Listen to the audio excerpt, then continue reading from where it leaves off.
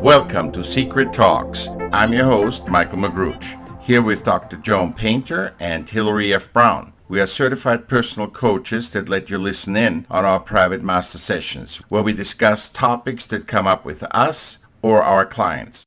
Episode 501, Understanding Family. What is it? Okay, ladies and gentlemen, this is Michael Magruch, your host, with my partners, Hillary F. Brown and Dr. Joan. Hi, girls. Hey there. Hello. Family, what is it? I wanted to do this short podcast because in pretty much every coaching sessions, the enigma of family, how it's supposed to be, is it a good family, is it a bad family, comes up. And there's so many misunderstandings that I will try to put this a little bit to rest so you can de-stress. As you probably figured out, all families are screwed up. They are dysfunctional, and interestingly, this dysfunction has a great purpose. It helps to create a group experience for the individual to experience love, to allow growth, and to handle chaos or crisis for the individual in a group environment. In other words, family members learn their lessons from each other with each other.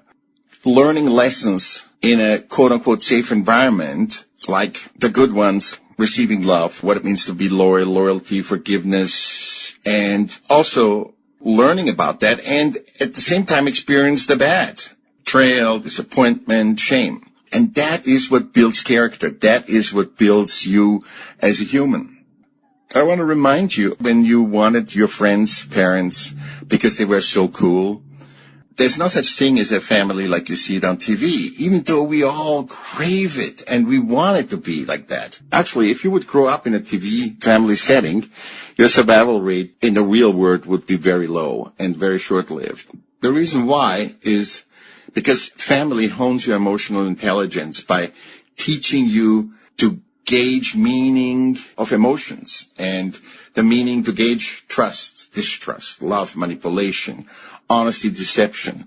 Family is that safe training ground to hone your skill of being able to live in a world of adults. It is that training ground. It is that base to help you make mistakes without direct consequences. That's why I always keep saying I wanted to clear this misunderstanding, because the misunderstanding and the reason of all family damage comes from an adopted understanding of what family is supposed to be. And that perfection is a certain way of that family. So that family decides collectively what the perfect way is supposed to be, obviously with the strongest one deciding that. Trying to adapt to such a made-up ideal, a family should be strong, I should be this, I should be that, only increases tension, control, and anger. And the families that strive to confirm, to make up their model that's made up anyway, because there's no such thing as a perfect family. There's no such model for a perfect family. When we do this, we end up shaming the members of the family, either actively and saying, not in our family, you disgrace the family, blah, blah, blah, or through ridicule, or passively through comparison. You are so bad as your sister. You are like your brother who stole the money. And that makes no sense, right? Personally, I define a functional family as a one that creates a dynamic community where everybody embraces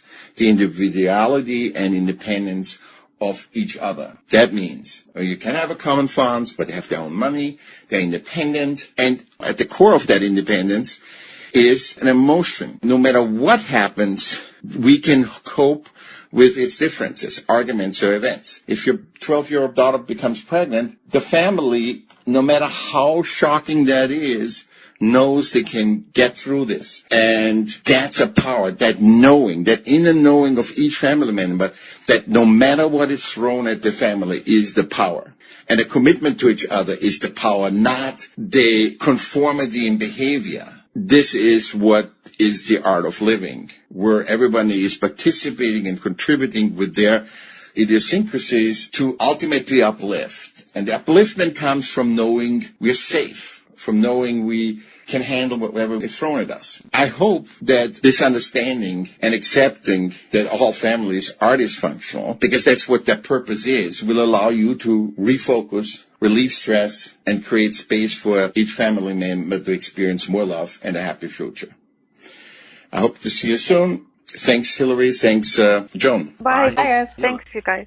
For more information, go to michaelm.com. That's Michael with double L, michaelm.com. On the upper right-hand side, click on Wellness Team. If you like this show, please pay it forward by sharing it with your friends and like it. Thanks to my colleagues, Hillary F. Brown at hillaryfbrown.com and Dr. Joan Painter at drjoan.com.